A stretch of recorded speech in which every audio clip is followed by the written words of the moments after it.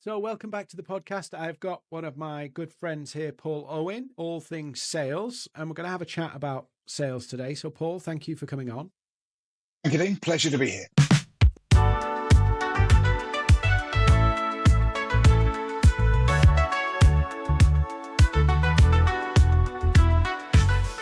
We've tried to record a few podcasts. We got one out last year with audio, but for some reason the video went awry. So fingers crossed, we've got both video and audio this time. So Paul, I want to kind of kick off with asking you the tough questions, right? Why is sales so difficult in 2025 compared to, say, why does it feel more difficult for a lot of people, do you think? Good question.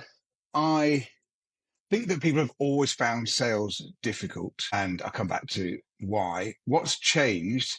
I think the biggest thing that's probably changed, Dean, and it's a change for the better in lots of ways, is more people are doing it. Like practically everybody now is selling in one way, shape, or form.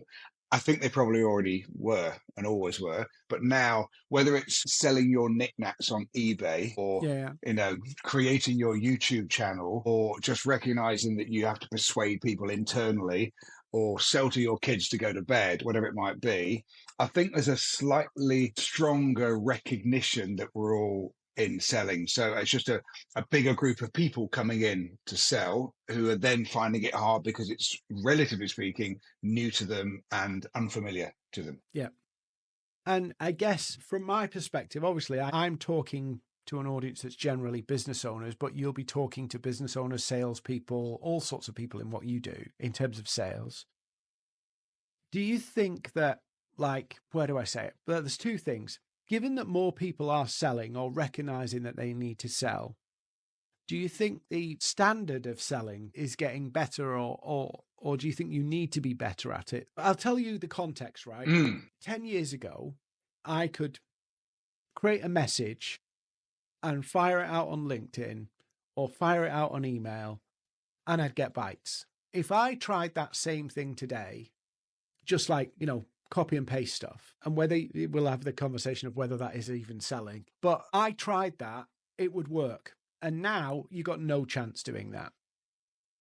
Do you think that behavior or some of that kind of automated stuff has meant the need to be better or the standard has to be higher to get results? The simple answer is yes, because anybody can do it now. And there's this strange thing about communication, Dean, that I think applies across all of communication, but I'll keep it within sales for now, is the easier it becomes to send out fairly okay messages to hundreds of thousands, if not millions of people, the less valuable that communication becomes, because anyone can do it. In some respects, the best way to get people to read your message right now is to send out your message in the post in a handwritten envelope, because it's pretty unusual that people receive that. So what you have, and this is going to sound like a weird analogy now, Dean, but bear with me. There's some of the challenges that we face in our education system where you've got lots of graduates in the UK now who graduate and say, oh, there's not enough graduate jobs, and you need to be a graduate in order to do almost any job. You get an inflation around having a degree, which runs the risk of, I've got 2 or 3 kids who will probably end up going to university, but it runs the risk of devaluing the thing that you went for there in the first place. So I think making communication easier has some beneficial effects, but actually it changes the whole game. And so it becomes, if you were sending those, let me say that your messages were 7 out of 10 quality 10 years ago, now they've got to be 9.5 out of 10 to even get somebody to open them. And so, okay, so let's just go back to what do you think are the fundamentals of selling then? And I know we've only got a limited amount of time here, but what do you think are the core principles of selling well? The first thing, and people like me, and by that I mean sales trainers, sometimes get mocked for this idea, Dean, but it's important. The first thing is a phrase I say again and again, and you've probably heard me say it before. If we want to change how we do sales, we have to first change how we think about sales. If you see sales as being what many people still do, pestering, forcing, or whatever it might be, then it doesn't matter how well you train them or I train them or whatever it is to do, you won't do it. Why? Because you feel uncomfortable doing it. and you won't sustain an activity doing something you feel uncomfortable doing. So the fundamentals is that people have to reframe sales. They have to think again what selling is. The good news for them is that we now are much more aware, I think, as people, that the concept of selling in that old style, i.e., through my persuasive powers, I can make Dean do whatever I want him to do, including giving me money. I think we've all realized that's nonsense. I think it always was nonsense, but we now know that it is. And so we don't force people to buy, we help people make good buying decisions. So that's the first thing. It's the biggest change for many, like you mentioned before, working with business owners who set up their business and they often have great ideas and then they neglect the fact that you actually have to go out to strangers and tell them about your idea in order to make your business grow. Is you're a salesperson first and a business person second, but you first have to change how you think about it. If you're able to do that, then the next point becomes, I think, two stages. One, recognizing the people that genuinely might actually buy what you offer. So you must have this in your role as well, Dean. You speak to people and you say, okay, so who's your market? Oh, everyone. Literally, we can help. We can help everyone all around the world. Whether you can or whether you can't doesn't really matter. You're not going to. You're simply not going to do that. So identify who's actually going to be genuinely interested in what you do. So if you're trying to sell to the wrong people, it doesn't matter how well you sell. You're not going to sell to them. And then the third element, I think, is that recognition that selling is much more about asking questions and listening to people than it is talking at people. And so that also for business owners can make them feel a bit more comfortable to sell because it's not pitch, pitch, pitch. It's ask questions and listen to people, which is probably for the non-salesperson who needs to sell a more comfortable place to be having conversations. So when we're talking about, just for a minute, about that kind of whole questions, but also that bit before about can you best sell it to, one of the things I come across is that often we put lots of people we can sell into the same bucket. And like you could sell sales training to one company and sales training to another company, but their needs, you're doing sales training, but within sales training, there's like 10 different things, say, that you could offer them. That questioning bit becomes really important to know which bit of that service is most important to them. Like, what's some of your thoughts about how do you understand the difference between different customer needs, and how do you do that in like questioning without it being an interrogation? Oh, that's two quite big questions in one go. I think first of all, the identification of the ideal client profile, i.e., these people are perfect, doesn't mean that you only sell to them because you can sell to other people. I think it means you specifically target time and money at those people. So I think there's a difference in selling. So there's certain kinds of sales teams that we do a lot of work with, and that's where we invest our marketing, our LinkedIn work that we do with your help, of course, and that's targeted at certain kind of clients where we know if we get in front of them, we know two things, probably three things. We know that they probably have a need that we understand. We know they have some money to pay, and we know that we have the track record that gives us a very high chance of winning the business. So that would be the first bit. But if somebody knocks on my door and says, I'm from a completely different part of the world and I love your work and it's a different market, there's very little cost of acquisition, then I'm not going to say, no, sorry, you're not my ideal client, but I don't want to work with you. Yeah. So it's just separating those things of who you target. As far as then identifying the questions, I just believe in life, Dean. You keep things as simple as possible. So you think of that ideal client, or around and about that ideal client, and you think, what are the challenges that they are going to face with which you can help? And then you're simply writing down the questions that uncover if they have that need at all. So a big one for me, for example, I work a lot with telesales teams where they're making outbound cold calls to just find out if people are interested and then send us information and book meetings and start a process. And what typically happens, a classic challenge in that market will be a lack of consistency. Everybody can be good sometimes, but it's a whole different ball game to be good all the time. So when I get to meet the sales directors, managing directors of those companies, that's an area that I'll hone in on as far as questioning is concerned to bring that issue to the surface. So what kind of question would that be to kind of find that inconsistency, just so that we can give people like a practical example?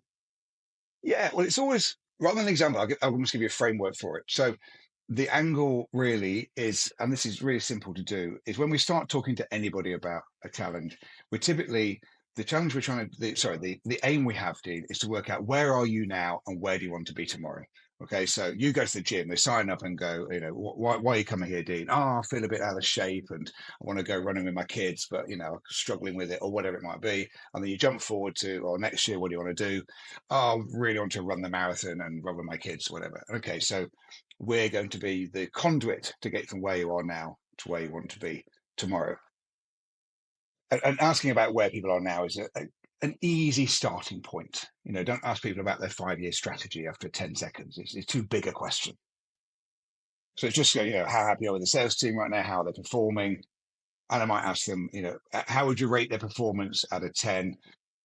And then there's a few different ways where the open questions like that of just getting people talking, they'll often share with you. But going back to your question, how do you then laser in? If they don't mention it, then you're probably going to say something along the lines of what we find with a lot of teams in your market is that people are outstanding on Tuesday, ordinary on Wednesday, and zone out by Thursday and Friday. So they do just enough to keep their job and just enough to keep their revenues, but they're probably only working at 80 to 90% for 2 days of the week. The difference of we bring to them is we make it much more likely that we enable people to be at 70, 80, 90, is at 100%, but 90% for 5 days of the week. Is that the kind of consistency that would make a difference to your company? So sometimes you let them share with you, sometimes you have to provoke the thought and ask them directly on the question. But I tend to side with the just ask nice, easy, general opening questions to get people talking. Okay, so then you could reach a point where they say almost like, yeah, that's what I want. That's the point where you would say, well, this is how we could help. And it can be, it doesn't have to be like a big PowerPoint pitch or No. anything like that. It can be literally an overview of this is how we could do it. You don't have to go into massive amounts of detail. There's one thing that I feel like in my side of the work, because obviously I'm dealing with a lot of business owners, that people get really uncomfortable with follow up.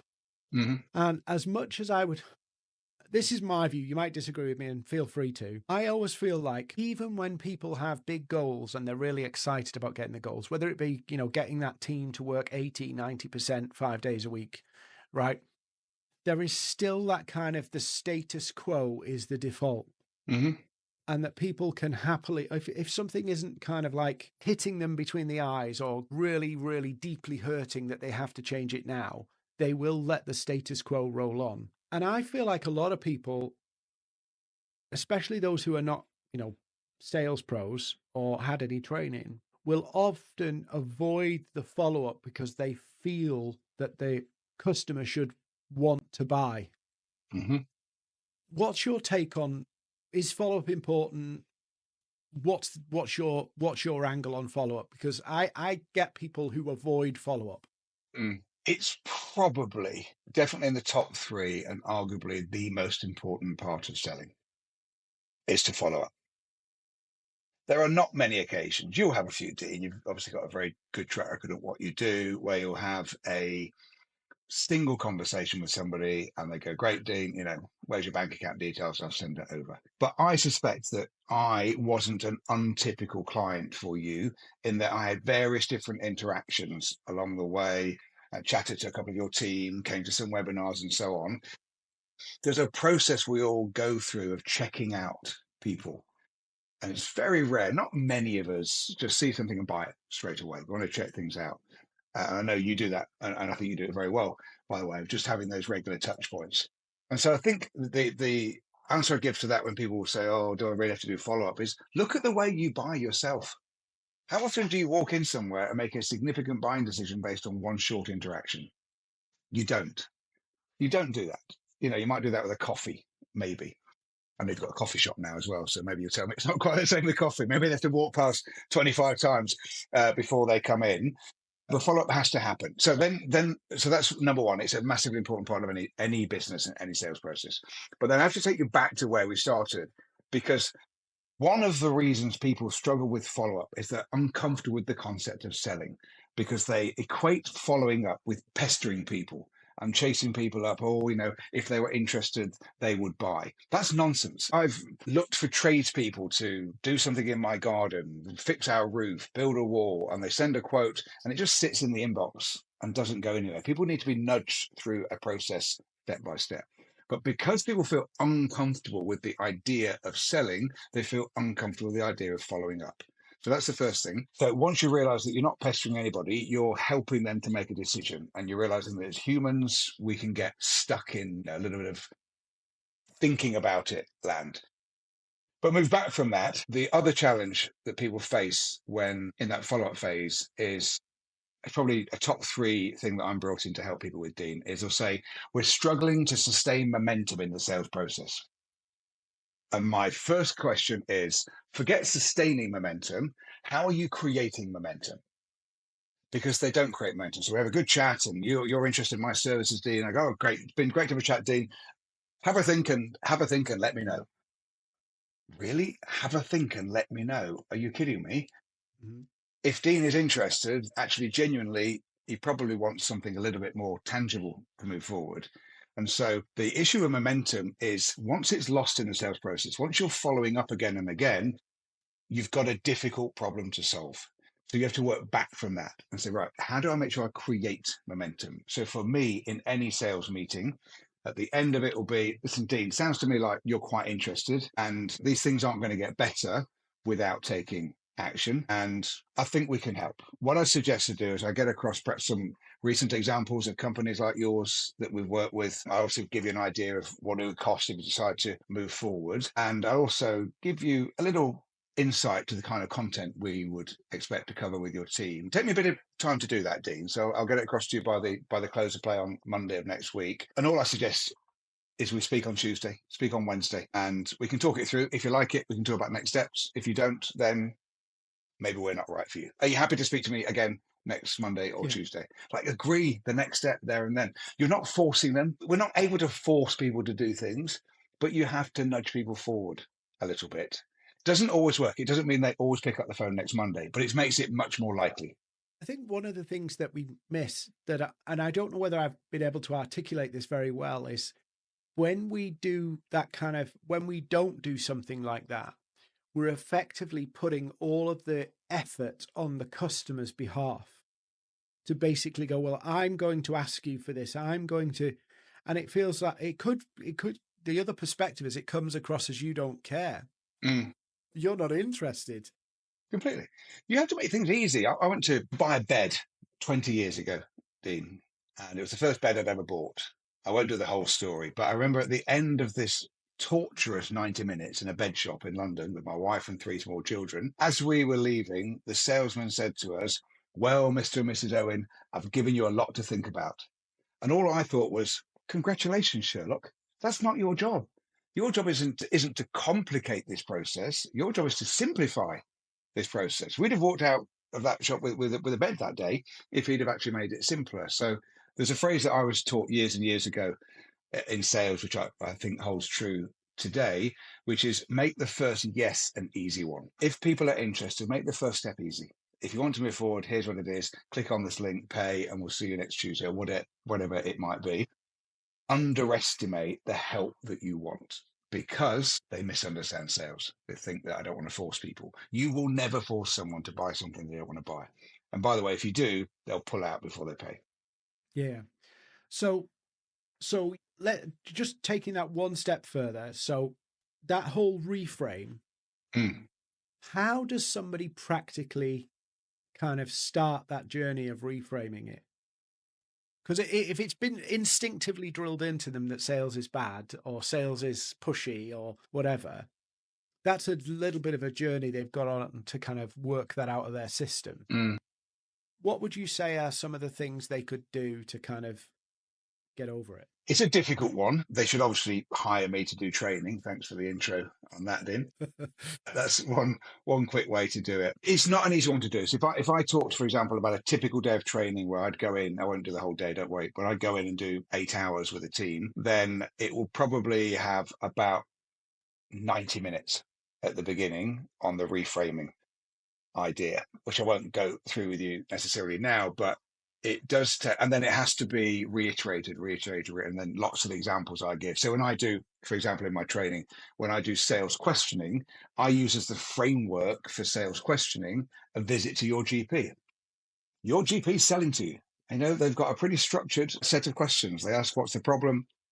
They ask a bunch of follow-up questions. They ask about your background and your history, a bunch of follow-up questions. They ask about your lifestyle, what job you do, your diet, a bunch of follow-up questions. And then they sell to you. Okay, Dean, to get better, here's what you need to do. And off you go. And so it's not an easy switch, but actually it's not all that hard either. Because when you think about life, you are surrounded by sales. You know, we're all being sold to at the bus stop with a marketing idea. Social media is one massive sales machine, constantly putting messages in front of us to sell. Every doctor's selling to you. When you really break it down, every teacher, Dean, teachers hate this idea, but every teacher faces the same challenge as a cold call salesperson. When you call somebody up on a cold call, they're thinking, who the hell are you and why should I listen to you? And every teacher walks into the room and every truculent teenager is sitting in that room thinking, who the hell are you and why should I listen to you? You have to sell content as a teacher. You have to, I can almost guarantee your favorite subject at school, Dean, and don't cross me here, but almost definitely your favorite subject at school was at some stage taught by your favorite teacher. They brought it alive. They breathed love and enthusiasm into poetry or history or tech or what, whatever it might be. I can tell you a story, right? And this is, I probably, the teacher would be banned now, but because all the world. So my favorite subject at school was business studies, right? And my business studies teacher used to use the most ridiculous analogies to get the class to engage. So there was always, he used to use analogies. Oh, this is really bad. I might get cancelled for this. Might take you down with me, Paul. Yeah, I guess go for it. So basically, he would use analogies of business, like if I was a drug dealer, if I was running a prostitution business, and I was from a rough council estate. But those analogies were quite funny, but they were not the classic boring analogies. You'd get fired, banned for life now. But everybody was hooked on the lessons. Because that's what they do. Great teachers tell stories that connect. So I often get it from clients. When I was within Yorkshire just this week and did the feedback at the end after 4 days over the last 4 months, and their sales director, who's been in sales for 30 years, and she said, I love the way that you connect sales to everyday interactions. And I'll tell stories about, a taxi driver who was brilliant at asking questions. And he was just chatting to me, and the doctor and the bed salesman, whatever it might be. It's like it's all around you. A surgeon, probably haven't got time to tell you every story here, but there was a surgeon who gave us some advice about our daughter when she was first born, and it was very helpful advice. She had some health issues, and as soon as he said these words, I was like, wow, that's a brilliant analogy for sales management, and I still use it to this day. So you're surrounded by. So back to your question of earlier, is just when you look around and see the way we all communicate, and we are persuading, implementing, negotiating, whatever it might be, for, if not the majority of our time, then for a large amount of our time. In fact, Gallup did a survey on behalf of Daniel Pink, who wrote To Sell Is Human a few years ago, saying that we're all in sales. And they asked people to jot down in 15-minute segments what they were doing day in, day out at work. And there were over 10,000 people in this survey. And what they found was even people in non-sales jobs spent 40% of their time on average selling, influencing, persuading, presenting, negotiating, whatever it might be. And so when you do step back and think about it, we all sell every day. But we just have an image of what sales is, which is, I don't know, Danny DeVito playing Matilda's dad in the film, or Wolf of Wall Street, or Boiler Room. We've got a certain image, like we call that sales. The kind of selling that you do, people go, oh, yeah, but Dean's not selling. No, Dean is selling. I promise you, it's selling. I promise you, I'm selling. It just doesn't feel that image that we have of 1970s slick insurance salesperson trying to win a deal and then get out the door before you change your mind. I think it's fascinating if we approach it with that kind of mindset of, we're pestering people. it doesn't matter what you do, you will always say the best thing to do is say nothing then. And that's self-defeating kind of point. But I think there is an element of you have to reframe it as, I think the doctor's a really good analogy. I'm here to help people.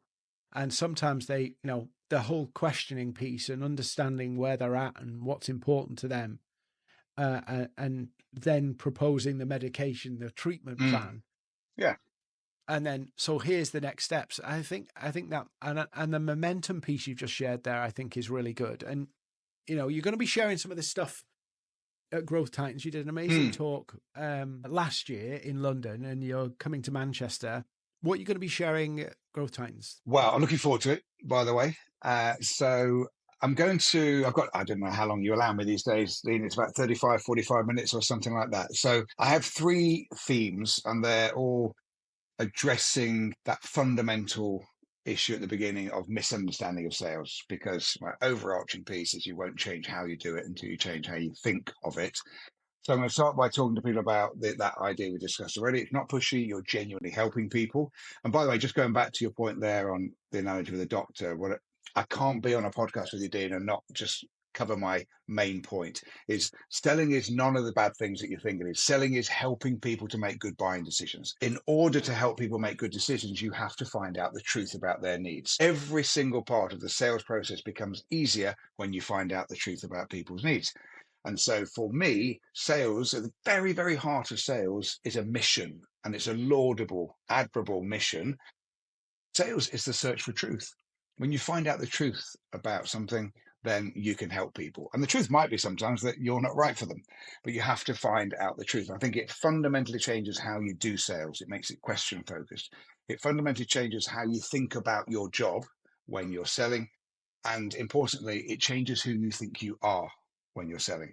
Because if you're uncomfortable doing it, you won't do it. So I want to talk to people about that, and talk to them about, every GP and every teacher, and give them some examples from day-to-day life that they will be doing, and they just don't call it selling, but it is selling. So I want to do that first. Then another thing we've not talked about here at all, which I think is really, really important, especially for the kind of business owners that you speak to, is that sales is not a natural skill that if you don't have it, you can't learn it. It's just nonsense. There is no evidence for that fact. All right. It's a learnable skill. And yes, for those people frowning at that point, some people pick it up quicker than others, just like some people pick up the guitar quicker than others. Every skill, people just sometimes pick it up quicker. But sales is a learnable skill. Does that mean that everyone will become brilliant? Well, probably not. But there's a bunch of reasons why that's the case. And it's not much about whether it's a skill. But can everybody get better at it? 100%. I have no doubt whatsoever that every single person who wants to get better at sales can learn how to do it. Often people don't gravitate towards sales, or rather avoid it, because they say, "Oh, I'm not a salesperson. My mate Dave, he's really good and he's natural." I can almost guarantee Dave talks too much. Anyone that you think of as a natural salesperson talks too much. So it's not natural. And then the final bit is, we've touched on it briefly here, and I think it works well for non-salespeople, especially who recognize they probably need to sell, is it's not about talking, it's about listening. The best way to become a better salesperson is to ask more questions and genuinely listen to people. And counterintuitively, it's also the best way to become a better human. We all talk too much. If I had one piece of advice for people, it would be like, ask more, listen more, talk less. Which sounds a bit strange to say in a podcast where I've been talking most of the time. No, but I think there's a good point there, because I've been reading about this. You probably, like, if I go live on LinkedIn, I am really comfortable talking to people live on LinkedIn, but you put me on a one-on-one social thing and I really struggle. Really? Yeah, I struggle with one-on-one social interactions. So I've been reading and doing these exercises about how do you feel. So the thought of networking terrifies the life out of me, right? Because I have to talk about generalized things rather than like my topic. So I've been doing this whole exercise where it talks about actually the best way to really get on with somebody you've never met in person is to just ask them about themselves. And you don't need to volunteer any information about yourself, just show interest in the other person. That's the best way to engage another human being. Yeah. which Agree. mentally, I think, does it not come across as like, being like too invasive, but actually Mm, people love to talk about their yeah. Absolutely right. I was going to mention that on networking because again, it's a big thing that people don't like and or feel very uncomfortable with. I would suggest to those people, I think if people saw me networking, they go, "Oh, well, you're very comfortable networking," which is not trying to, say that I'm amazing, but I've got over my hang-ups on it. But do I look forward to going to a networking event? Absolutely not, Dean. I would choose not to go, honestly. You go for a certain reason. But what I've become better at doing is exactly what you just talked about there, which is just go. Don't go into a networking function and think, I have to tell 10 people about what I do and make it worthwhile. Just go and ask questions about people. You're not going to sell something at a networking do. What you want to create at a networking do is, could I find 3 people that it's worth following up with? How do you find out if they're worth following up with? You get them to talk about themselves. That's much easier for most people to do, to just go and ask questions. And I almost like the idea of networking. Like, we've networked and we're chatting for like 10 minutes, and they go, "Anyway, nice to meet you, Dean." And as I'm walking away, I go, "Oh, but what do you do?" And it's, you have to call me to find out, which clearly I never do. But you want to not give to, I want you to want to speak to me again. That's what I want in networking. I don't want you to have gone, "Oh yeah, I'm not looking at sales training." I want some interaction thereafter. And another point, just to leave you with while we're on questioning, I don't know how much longer we've got left, but there's many, many benefits of asking questions. And you just mentioned one there. People tend to relax and enjoy themselves when they are talking about themselves. You're unlikely to get too personal with the questioning. But the reason questioning is so important, amongst the many benefits it provides in sales situations and in social situations, is that it changes how people feel about you, because you make them feel important when you show a genuine interest. And in a sales situation, we effectively start with every person we meet, we're in position A. And position A is, I don't know you, I don't like you, and I don't trust you. And we have to move them to position B, which is, I know you, I like you, I trust you. If we're going to change how people feel about us, the most powerful way to do that is to change how they feel about themselves when they're with us. Mm. And they'll remember that. We've made them feel important. They won't remember what we said. They won't remember anything, but remember that we made them feel good. And you do that far better through listening than you will ever do through talking. I'm looking forward to seeing you in May. Be good. Yeah. So look, you want to get signed up to come and hear Paul. He'll be around for most of the day, so you can literally, listen to what he says and then go pick his brains, and he might ask you a few questions. But yeah, go meet him, come to the event. I know loads of people had awesome feedback from his talk in November. It was November, yeah. So Paul, thanks for coming on. I really Not at all. appreciate it. We got the video, so we'll do the video as well, which is great. And I'll see you in May. Great. Thanks, team. See you then.